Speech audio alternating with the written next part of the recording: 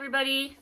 Welcome to Virtue Class today. My name is Dana. If you're new here, we're so happy you're here. And if you're not new here, we're so happy you're back. This lesson is on gentleness. And I did one before, so some of you may have seen it. But I recorded the first one in July with my daughter. She was helping me. And then I had second thoughts about having her on YouTube. So I took it down and I'm going to re-record it today by myself. She did help make a short little video that's on Instagram showing how to make bog babies, because that's what we're going to make. So I'm sorry if you've already done this lesson. Maybe it's worth listening to again. And because now it is October when I'm recording this, what we can find outside to make critter homes is different. So that might be a little bit fun, because before it was summer flowers and leaves and things, and now it'll be fall leaves and flowers, whatever's out there. We haven't made the houses yet. So I'm sorry that this is a repeat for some, but hopefully it's new for a good number of you. We're talking about gentleness. Before we do that, we should sing our songs and our prayers. My daughter in half an hour has another class that I have to get her onto. Hopefully my husband can do it for me. Then we're going to read a couple books. We're going to talk about not only gentleness with animals, but also gentleness towards other people in the way that we speak to them, in the way that we interact. And then I'll show you how to make a bog baby out of clay. If you don't have clay, that's okay. You can use Play-Doh. If you don't have Play-Doh, you can make Play-Doh. If you don't have the stuff to make Play-Doh, no big deal. You can skip that part, or you can draw a bog baby and color it in. And then we're not going to do this together on the screen, but you can go outside and you can create a little critter home. So before we do that, why don't you run and grab yourself a stuffed animal, any kind of stuffed animal, whichever one's closest, or your favorite stuffed animal, maybe a lovey that you sleep with, and then bring it back over here and we're going to sing a prayer. We're going to sing a couple prayers. So go get your stuffy real quick. And while you guys are getting your stuffy, I'm going to show you my stuffy. This is my stuffy. Her name is Meowie. She's actually not my stuffy. She's my daughter's stuffy. And she's a catacorn. So she's a cat unicorn with a rainbow tail and a rainbow unicorn horn and rainbow ears. So if you have a stuffy, go grab it. If you have your stuffy, come and put it next to you. We're going to say our prayers, and then we'll do some examples of how to gently touch a stuffy. And you can tell me what's gentle, what's not, okay? Okay, so here we go. So we're going to sing We Are Drops, and then we're going to sing Oh God Guide Me, So Powerful, and then we're going to go sing this class, Blessed is the Spot, okay? So we are drops of one ocean. We are waves of one sea. Come and join us in our quest for unity. It's a way of life for you and me. We are flowers of one garden.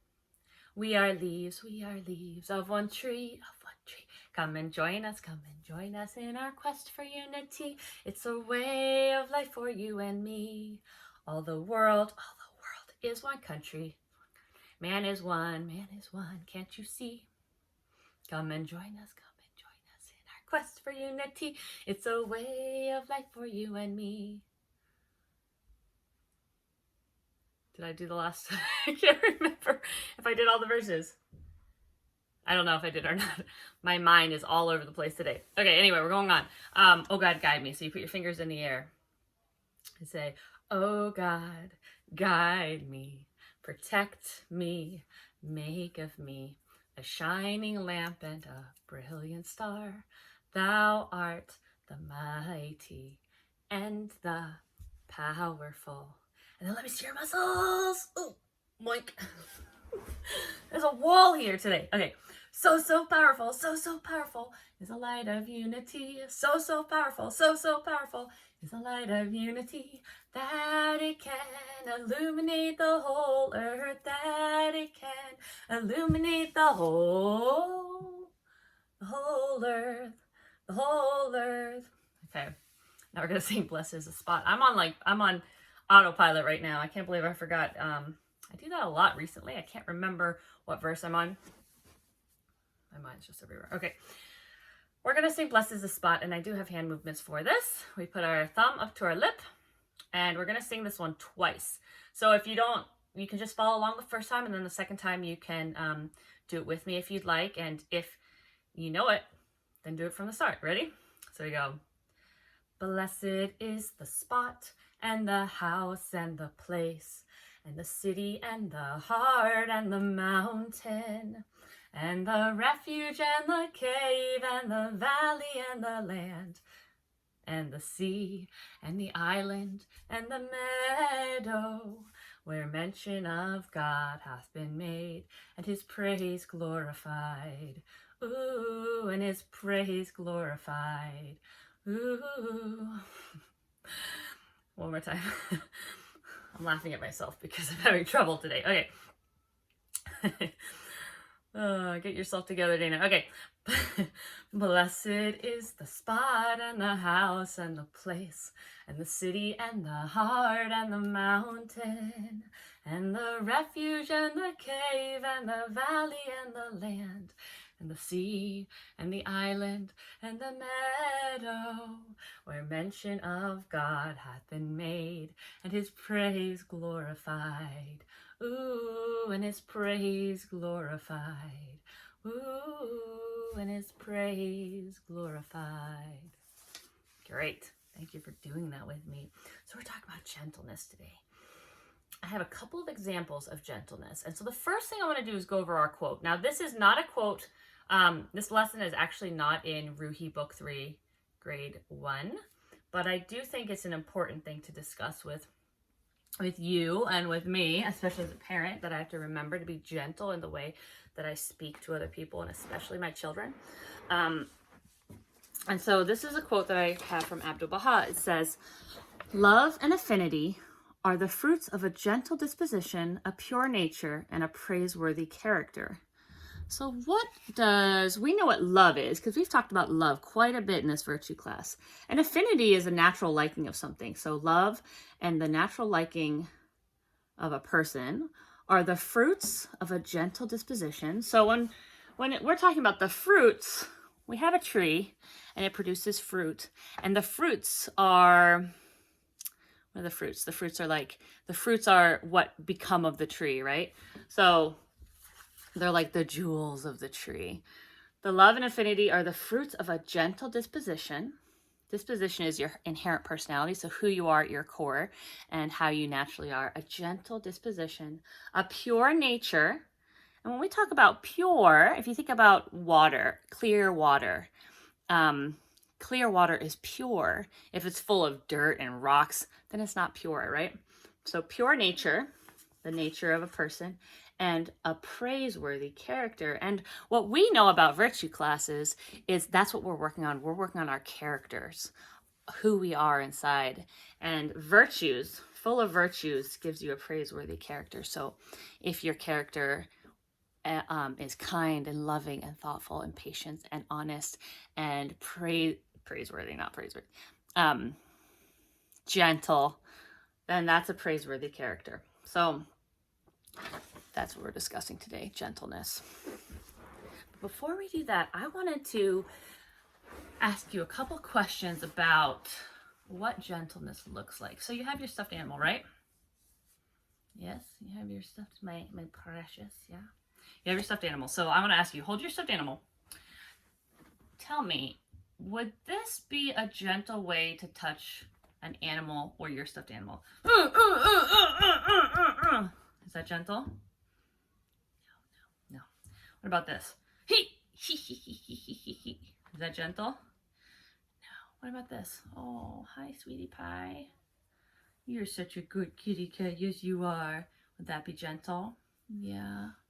What about this? If you see a cat and you pull its tail to pull it out of the room, would that be gentle? No. What if the cat is where I don't want it to be? So I pick it up carefully and I support its back legs and I move it like this. Is that gentle? Yeah. What about if I don't touch the cat, but I say to the cat, "Ugh, I hate you, cat, get off of me." Is that a gentle way to talk to a cat or a person? No. What if I say, "Here you go. You don't need to be on me right now." Is that a more gentle way? Yes.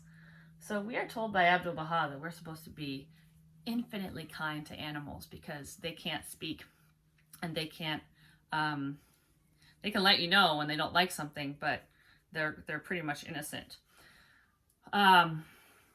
But we also need to be careful in the way that we talk to other people.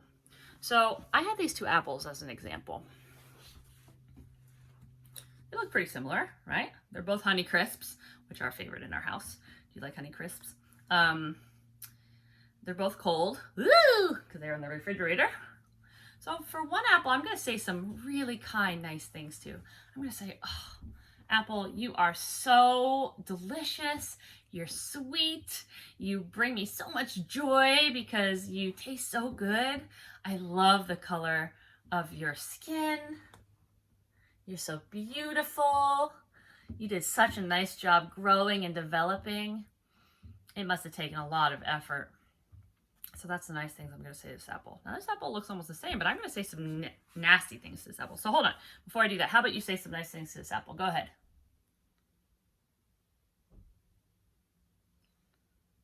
Okay. Now this apple, we're going to say nasty things to. We're going to say, apple, who do you think you are? You're no pear. You'll never be as good as a pear. You'll never be as good as an orange. I wish you didn't even ever grow. Why didn't you just go roll off the branches of the tree and turn into mulch?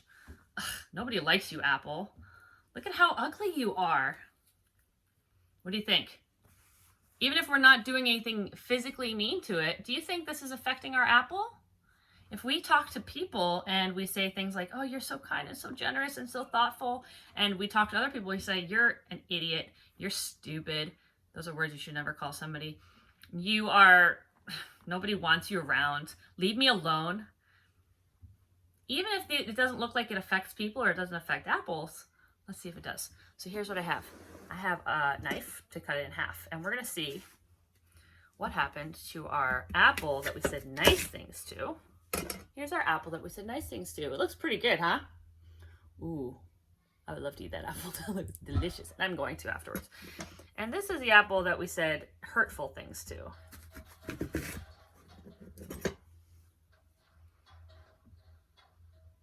You think our words had an effect on this apple? Even if it didn't look like it? Let's look at this apple versus this apple. Do you see the difference? Do you see how beat up and how it's starting to turn a different color inside the apple? It looks like it hurt it, huh? So that's why we have to be very careful about the way that we talk to other people, because our words and our actions towards other people, if they're not done in a gentle way, can be detrimental to people. And over time, it starts to rot people. I'm gonna eat this apple though. Huh? Thank you, apple. It's so delicious. I have two excellent books to read to you today. The first book is called Alfie. Now, excuse me. I'm appreciating the apple. Now, there are a lot of things to observe in this book. I just took off the cover because this book is about a little girl who gets a turtle for her birthday, for her 6th birthday. So here's the 6. And on this side, there's a 9. Now, what comes after 6? Let's see. 1, 2, 3, 4, 5.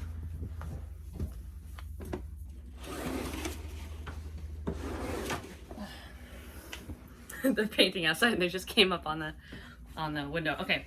1, 2, 3, 4, 5, 6, 7, 8. So I'm missing the number 7.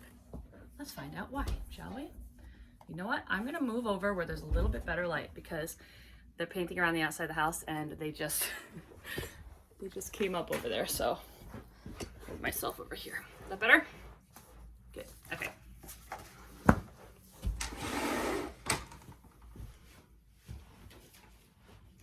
Okay. Sorry for, everything. All right. So here you go. Alfie. Thank you for being so patient.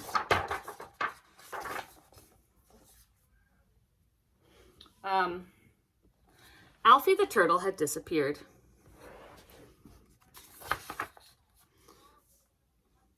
On my 6th birthday, I got Alfie. The lady at the store said he looked about 6 too. We were 6 together. At home on my carpet, he stood very still. I introduced him to everyone. I taught him my wiggle dance and made him presents, but he didn't seem to notice. I showed him my costumes and wrote him songs. Mostly, he stayed inside his shell. Look at her friends. Every day I told him stories like how Dasha got new overalls, how Ruth lost a tooth, and how Peter from downstairs got a fish. I even told him my best joke about the walrus wearing pants, but he didn't seem to get it. After a while, I kind of forgot about Alfie. He didn't do much. Well, until the morning of my 7th birthday. So she got him on her 6th birthday. See? See that balloon that she's holding? It says 6. And she had him for a full year. And then he disappeared on her 7th birthday. But where did he go? I don't know.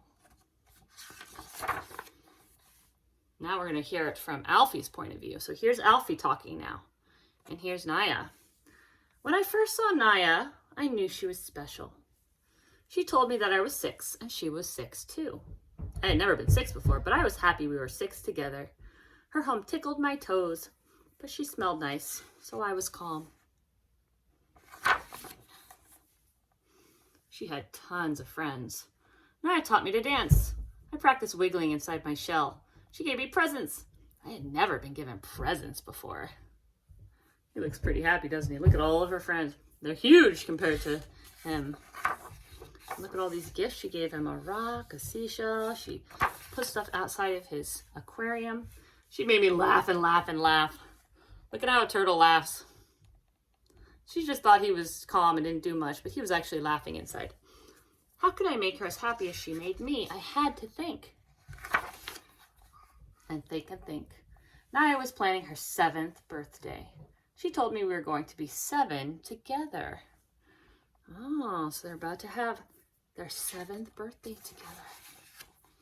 I had to find her a present. Look at all these 7s. He's climbing out. He's going to go look for a gift for her. There were some good options behind the couch, but they were too dusty. I looked in all corners and shadows and cracks and found some great places, but no great presents. I asked Toby and he said, "You should try outside. Outside is the best. Outside is the best. Get her a steak."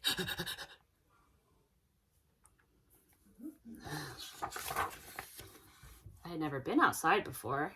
I climbed past sticky things and sweet things, but nothing as fun as Naya. I had to keep looking. Now look at what's on this tree. There are blossoms. So that must mean it's summer or spring. And then over here, the leaves are starting to fall off. So maybe it's fall. I had to take a risk. Oof. And look what's here. It must be October because there's a jack-o'-lantern, or maybe November. I crunched through the reds and oranges and yellows. But the longer I looked for a special one, the browner they got. I found a nice blue cap, but it was too small for Naya's head. There was nothing in the desert. You think that's the desert or sandbox? My toes were cold and my heart was sad. Look how squishy the jack-o'-lantern is. It must be November or December now. I would never find a present as special as my friend. The snail said all I needed was a good rest. He knew the perfect place for me to take a nap. Just over those stones, he said. Well, now it's winter time, so I napped. I napped and napped and napped. So look at here. Let's use our reasoning skills. I don't know what the right word is. Look what she's making. She's actually building a turtle out of snow. She must be thinking about him. But what do you see here? We see snow, we see a shovel, and then over here, we start to see buds again. We see her planting seeds, basil it says. So this must mean that it's spring. Went to winter to spring. When I woke up, I felt better. I asked the fish for help, and she showed me the things that had fallen to the bottom. And then I saw it. It was perfect. It looked just like something Naya would love. A little turtle keychain. I had to rush to the party. When I finally got over the rocks, the snail said, "That was fast." I was right on time. There she was.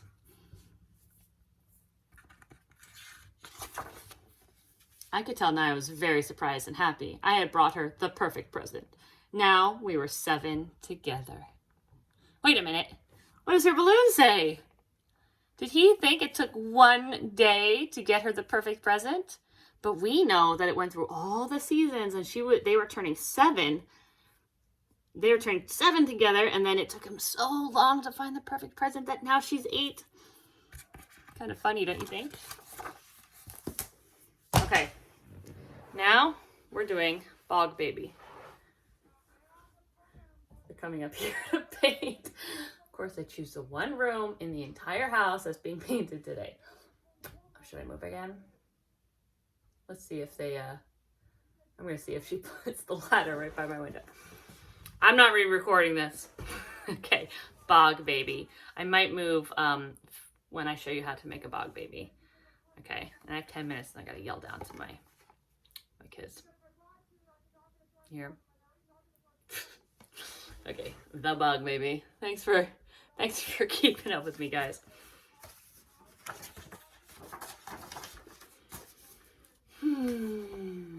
Long ago, when we were little, me and Chrissy did something bad. We said we were going to Annie's house to play, but we didn't.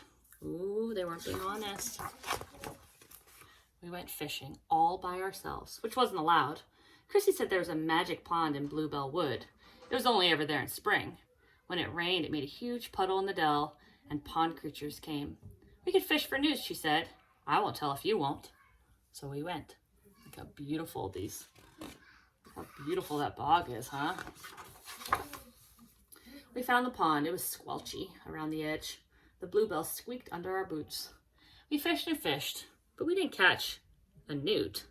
We caught something much better. We caught a bog baby. He was the size of a frog, only round and blue. He had boggly eyes and a spiky tail, and I do remember he had ears like a mouse. He came swinging through the flower stalks and jumped into the water. He floated up and down on his back and sucked his toes.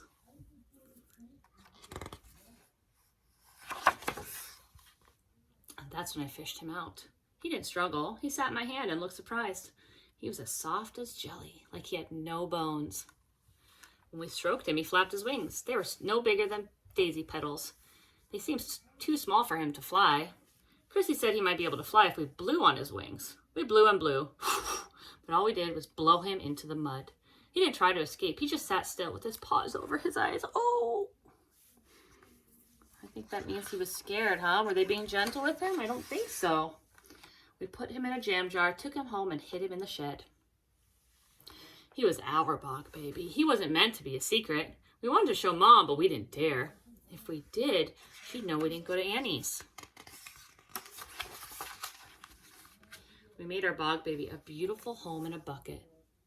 Gravel, shells, clean water.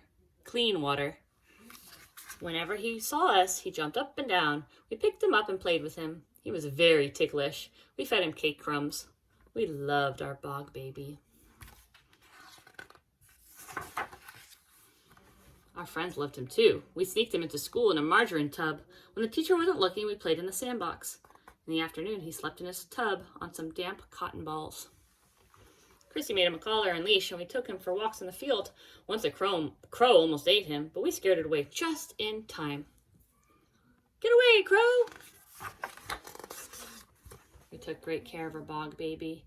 At least we tried. But he got sick. He didn't jump up and down anymore. He turned pale and his wings drooped. He wouldn't touch his cake crumbs. We gave him all sorts, but he spat them out. We wanted to ask Mom for help, but we didn't dare because of Annie. But the Bog Baby got thinner. He wouldn't walk on his leash. He hid under his shell. He wouldn't come out no matter how much we loved him. You see him in there? What would be the kind and gentle thing to do to this Bog Baby? Would it be to keep him? Mom found us in the shed. Chrissy wouldn't say why we were crying. We'd promised not to tell, but I blabbed. Mom wasn't angry, though. When she saw who was in the bucket, she smiled and her eyes went misty. She said she hadn't seen a Bog Baby since she was little. Please make him better, we cried. We love him so much. I know, she said, but the Bog Baby is a wild thing. He doesn't belong here. He isn't meant to eat cake or walk on a leash or sleep in a tub. We picked up the bucket and we followed her out. If we really loved the Bog Baby, we had to do what was best for him, no matter how much it hurt us. That was real love. That's why we let him go. Back where he belonged, living in the woods, playing in the pond, sleeping in the damp leaves under the moon. We never saw him again. I think he grew up and had babies of his own. Last spring, my daughter found the magic pond, and guess what she saw? What do you think? What did she see? Hundreds of Bog Babies swimming through the bluebells, catching flies, floating on their backs, sucking their toes. That's what she told me, and that's what I believe. Look at all those Bog Babies.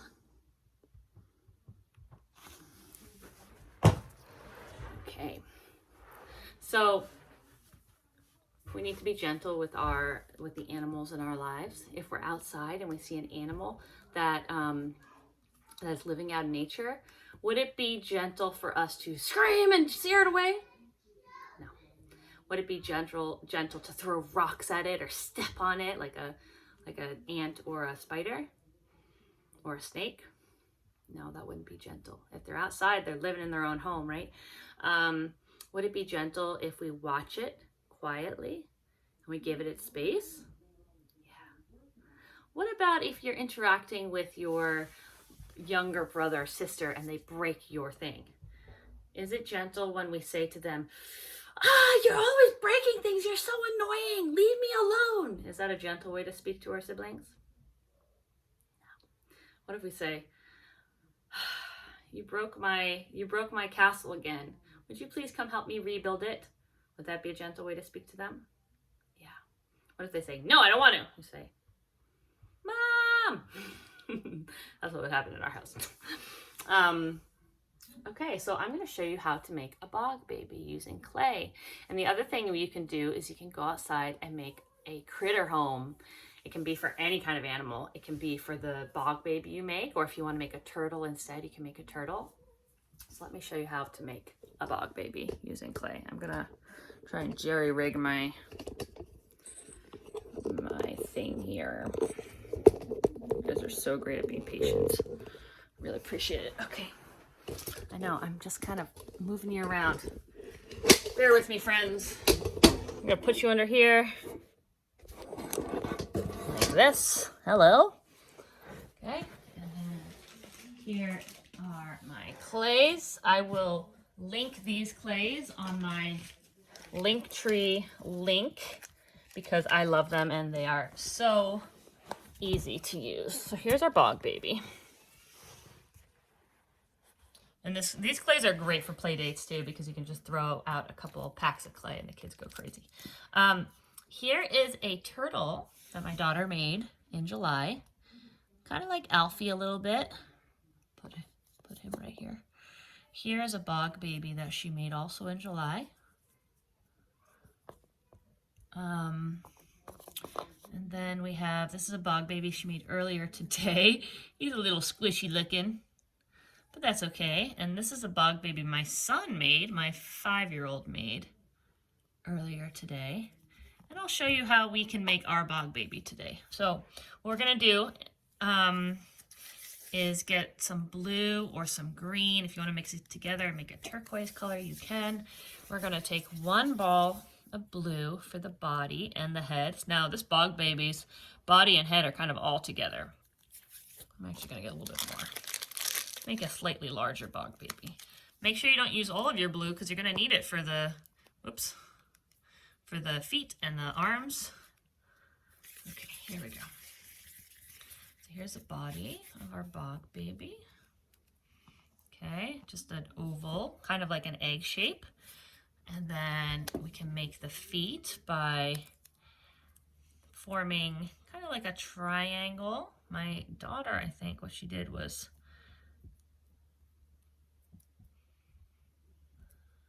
go like this. Because see his claws? He has little claws on his toes. There's 1 foot. And here's the other foot, kind of in like a triangular shape, and then giving his toes some shape here, pinching his toes, and 2 feet there. And then the arms are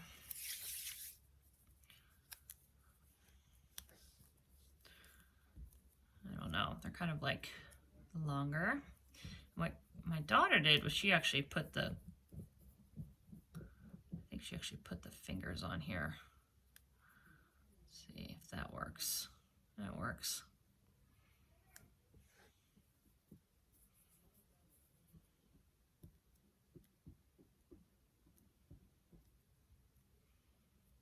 There's one hand. Oops, roll it around. Okay, and then we got our other hand here with our fingers.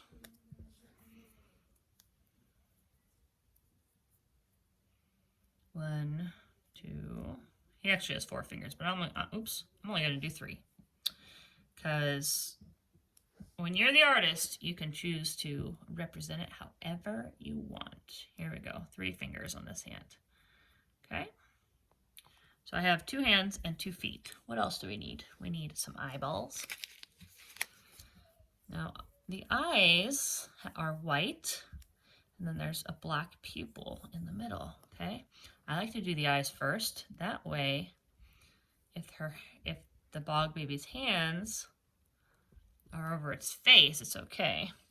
A little bit of pink for the mouth, or you could use black too if you want.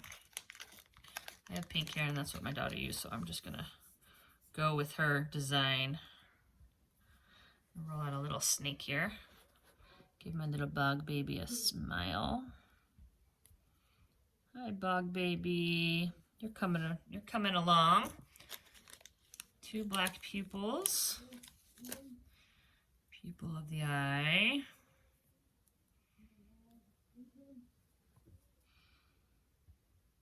There's one. Hello. And then here is the other. Again, if you don't have clay and all these different colors, you don't need to use clay. You can draw your Bog Baby, or you can make it out of Play-Doh, or you can make a turtle instead. Okay, so here is my Bog Baby's body with his mouth and his eyes. I'm going to put his feet under here, 1 foot, because he's sitting, right? 2nd foot. Should I put that a little further down? Okay. His cute little feet there. Okay, there are his feet. Now his arms kind of wrap around his body here a little bit. 1 foot, 1 hand, other hand. You know what I forgot to make was a Bog Baby's tail. Now the tail, I think, is just kind of like a snake shape, like this, plus a triangular shape at the end. So I'm going to make a triangle like this. And we're going to stick that on the end of the tail. Bloop.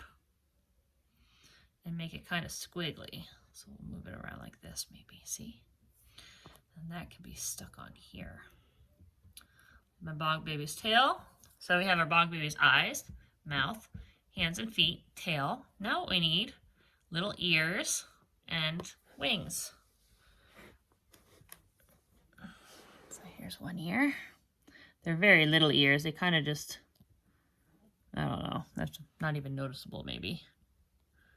That's okay, they're kind of cute. Okay, and now I'm gonna give him white wings, but you can give him any color you want. Like, she gave him pink wings with this Bog Baby, and this one has kind of like a creamy colored wing. So to make the wings, what we're gonna do is we're going to make 2 snakes. A couple being 2. Okay, here's 1, 2, 1, 2. 1, 2, 1, 2. And then what my daughter did was she put these kind of like little snakes coming down, so that it makes it look like wings. I'm gonna go with her design here because I like the way she thinks. So I guess those can kind of be like feathers almost, right?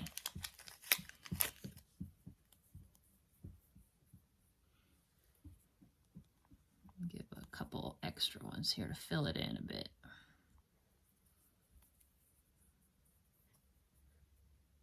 Okay, there's one wing.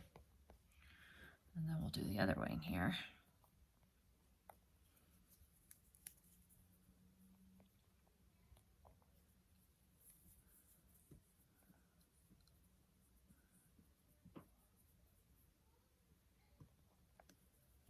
Okay, 2, 3, 4, and 5. Uh-oh, they're sticking together. That's okay. Wings do that sometimes. Okay. 1, 2, 3, 4, 5. 1, 2, 3, 4, 5. Here we go. We're gonna stick it on my Bog Baby now. What do you think? Alrighty. What do you think? Does that look like a Bog Baby to you? Yeah? Well, I hope you can make a Bog Baby or draw a Bog Baby. Okay, here's the other Bog Baby. We have like, pretty soon we'll have hundreds of Bog Babies swimming in the dell, right? If you do make a Bog Baby, take a picture of it and send it to me. Show me what it looks like. I'd love to see your Bog Babies or your turtles. You can make some Alfies. You can make some Alfies and decorate the shells maybe. The other thing we're going to do in our house is I'm going to send my kids outside as soon as my daughter is done with her afternoon class, and they're going to make some critter homes for their Bog Babies and also for the Alfie that Kelsey, my daughter, made before. If you are interested in doing that, I would also love to see that. So we'll post some pictures a little bit later today of their animal homes that they make from the fall materials that we have outside, since it's October here and the leaves are changing color and falling off the trees. And I'll also post a picture, and I already have on Instagram, of the ones we made in July. So let me know how it goes. Have a good rest of your week and be gentle with the people and animals around you, okay? And with yourself. I'll see you next weekend. Bye.